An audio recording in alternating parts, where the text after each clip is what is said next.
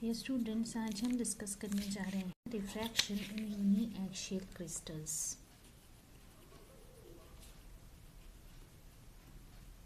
Refraction in uniaxial crystals.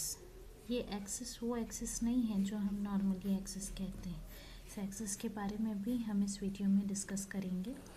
तो सबसे पहले हम ये बात करते हैं कि कुछ ऐसे क्रिस्टल्स होते हैं जिनमें एक प्रॉपर्टी होती है कि अगर कोई भी लाइट रे इनमें इंसिडेंट होता है तो वो दो भाग में बट जाता है, दो रिफ्रैक्टेड रेज में बट जाता है क्रिस्टल के अंदर ही। ठीक है, दो रिफ्रैक्टेड रेज में ये बट जाता है। ठीक है, तो ऐसे क्रिस्टल्स कहलाते हैं डबल रिफ्रैक्टिंग क्रिस्टल्स, क्योंकि ये दो भाग में बट रहा है इस वजह से। ठीक है, डबल रिफ्रैक्टिंग कहलाते हैं ऐसे क्रिस्टल्स। और ये दो टाइप के होते हैं, एक होता है यूनी एक्सियल और दूसरा जो होता है वो कहलाता है बाई एक्सियल। तो जो क्रिस्टल जैसे कैल्साइट हो गया, क्वार्ट्स हो गया, टूरमलाइन क्रिस्टल हो गया, ये सारे जिनमें सिर्फ एक ही एक्सिस होता है। ठीक है, कैल्साइट हो गया आपका, क्वार्ट्स हो गया, ये सारे जिनमें एक एक्सिस होता है। कौन सा एक्सिस? ऑप्टिक एक्सिस होता है, वो कहलाते हैं uniaxial crystal. Optic axis क्या होता है इसको हम भी बात करेंगे। बाई एक्सियल यानी जिनमें दो एक्सिस होते हैं, दो ऑप्टिक एक्सिस होते हैं, वो कहलाते हैं आपके बाई एक्सियल क्रिस्टल्स। जैसे हो गए आपके टोपाज, एरेगोनाइट, इस तरीके के जो क्रिस्टल्स हैं वो कहलाते हैं जिनमें दो ऑप्टिक एक्सिस होता है। अब ये ऑप्टिक एक्सिस होता क्या है एक्चुअली? जो ऑप्टिक एक्सिस है ये एक ऐसा एक्सिस है जिसके अलोंग जो आपका दो रे है, रिफ्रैक्टेड रे है, उनकी स्पीड सेम होगी, वो कहलाता है ऑप्टिक एक्सिस। ठीक है, स्पीड कैसी होनी चाहिए? बिल्कुल सेम होनी चाहिए। ठीक, अब जब भी कोई अनपोलराइज्ड लाइट का रे एंटर करता है uniaxial double refracting crystal में, जैसे कि कैल्साइट में अगर कोई भी लाइट का रे ऐसे एंटर करता है, ठीक है, तो ये दो भाग में बट जाता है। दो भाग में बटने के बाद ये दो भाग में रिफ्रैक्ट हो जाता है। ठीक है, तो ये कहलाता है आपका डबल रिफ्रैक्शन। तो यहाँ पे कुछ हमको एक्सपेरिमेंटल फैक्ट्स मिले हैं। तो वो फैक्ट्स क्या हैं कि जो दो भाग में बटता है, इसको थोड़ा सा अगर हम अच्छी तरीके से ड्रॉ करें तो ऐसे ड्रॉ कर सकते हैं। ये अनपोलराइज्ड लाइट रे हो गया आपका, ठीक है, जिसमें ये हो गया आपका अनपोलराइज्ड लाइट। ठीक है, ये polarised light with vibration parallel to plane of incidence और perpendicular to normal to plane of incidence, इस तरीके से दोनों ही हैं, इसीलिए डॉट भी है और ये इस तरीके से निशान भी है। ठीक, तो ये जब गया क्रिस्टल के अंदर दो भाग में बट गया, एक में परपेंडिकुलर वाला, एक में पैरेलल वाला, इस तरीके से हम इसको शो करेंगे। ये कैल्साइट का एक क्रिस्टल है। तो हुआ क्या, दो रे में से एक रे जो है वो लॉ ऑफ रिफ्रैक्शन को ओबे करेगा। कौन सा law? Sine i by sine r is equals to constant वाले लॉ को ओबे करेगा। ये कहलाएगा आपका ऑर्डिनरी रे। ठीक है, और जो इसको ओबे नहीं करेगा वो कहलाएगा एक्स्ट्रा ऑर्डिनरी रे, नॉट ओबे। ठीक, वो कहलाएगा एक्स्ट्रा ऑर्डिनरी। तो ऑर्डिनरी को हम ई से डिनोट करते हैं, ओ रे कहते हैं, और एक्स्ट्रा ऑर्डिनरी को हम क्या कहते हैं? ई रे। ठीक है, अब दूसरी बात, दूसरा फैक्ट जो हमको मिला, स्पीड ऑफ ऑर्डिनरी रे जो थी वो सेम थी सारे डायरेक्शन में। क्रिस्टल के अंदर जो स्पीड थी किसकी? ऑर्डिनरी वाले की जो स्पीड थी वो सब डायरेक्शन में सेम थी।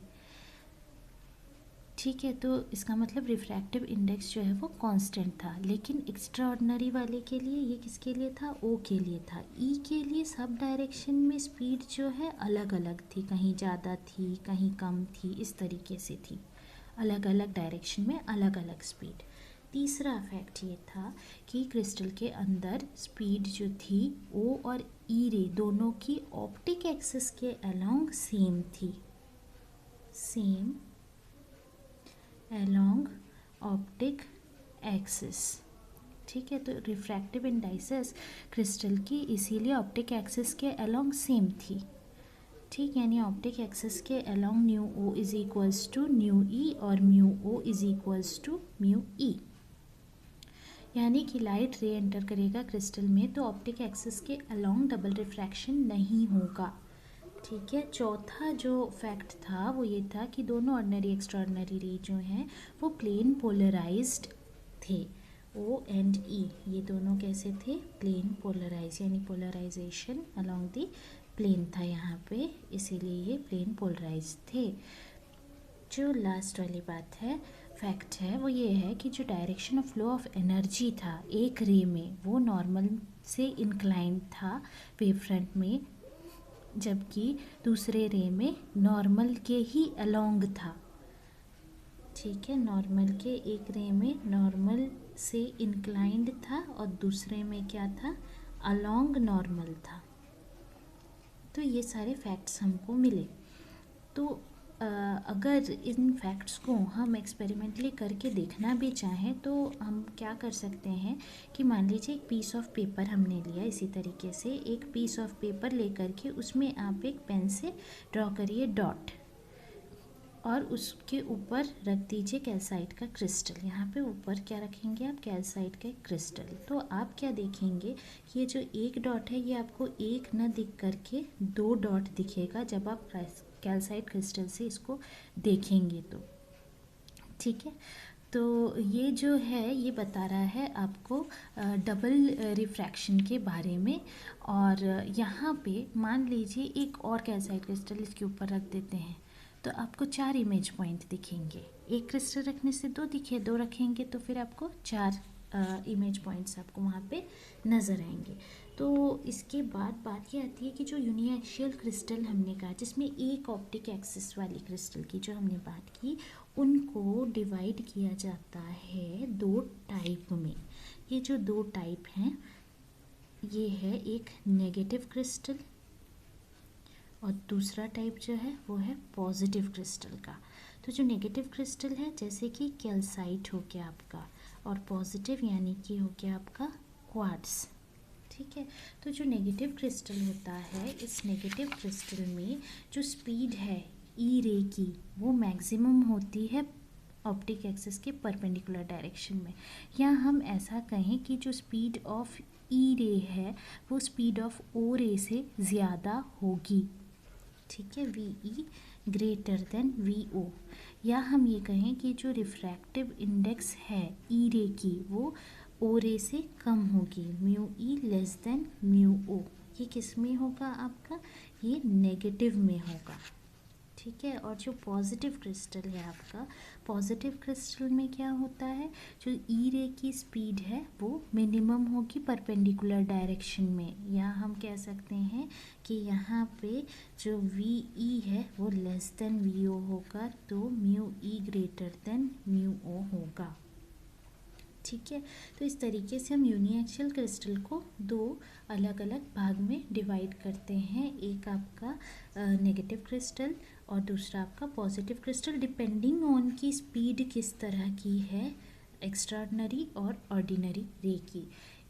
इस पे इस डबल रिफ्रैक्शन को एक्सप्लेन करने के लिए हाइगन ने अपनी थ्योरी दी थी। ठीक है, तो नेक्स्ट टाइम हम उस थ्योरी को डिस्कस करेंगे कि हाइगन ने अपनी थ्योरी में क्या कहा था कि किस तरीके से डबल रिफ्रैक्शन जो है वो होता है। ठीक, तो आज के लिए इतना ही। अगर ये वीडियो पसंद आया तो शेयर, लाइक, सब्सक्राइब करना ना भूलें। Thank you.